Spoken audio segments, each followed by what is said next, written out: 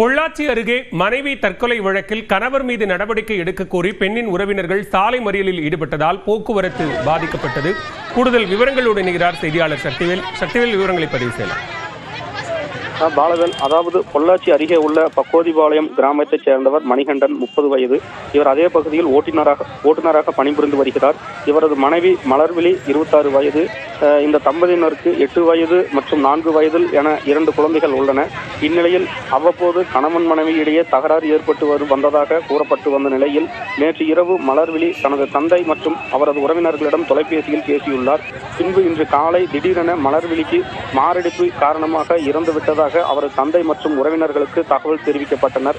சம்பவ இடத்திற்கு வந்த அவரது தந்தை மற்றும் உறவினர்கள் கணவர் மணிகண்டனிடம் மற்றும் அவரது உறவினர்களிடம் கேட்டபோது தற்கொலை செய்து கொண்டதாகவும் கூறியதால் சந்தேகமடைந்த மலர்விழியின் உறவினர்கள் கோட்டூர் காவல் நிலையத்துக்கு புகார் அளித்ததை தொடர்ந்து சம்பவ இடத்திற்கு வந்த கோட்டூர் காவல் நிலைய போலீசார் உடலை மீட்டு பிரேத பரிசோதனைக்காக அரசு மருத்துவமனைக்கு கொண்டு செல்லப்பட்டனர்.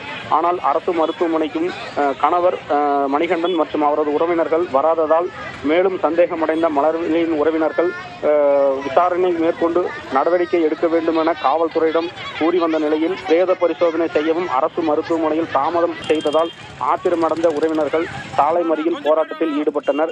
இதனால் உடுமலை பொள்ளாச்சி சாலையில் பெரும் போக்குவரத்து பாதிப்பு ஏற்பட்டது.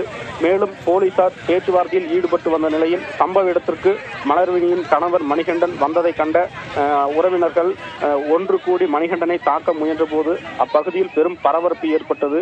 உடனடியாக போலீசார் அவர்களிடம் பேச்சுவார்த்தை நடத்தி சம்பந்தப்பட்டவர்களிடம் உரிய நடவடிக்கை எடுக்கப்படும் என கூறியும் இந்த சம்பவத்தில் தற்போது பொள்ளாச்சி அரசு மருத்துவமனை பகுதியில் பெரும் பரபரப்பு நிலவி வருகிறது. பாலவேல், விவரங்களுக்கு நன்றி சக்திவேல்.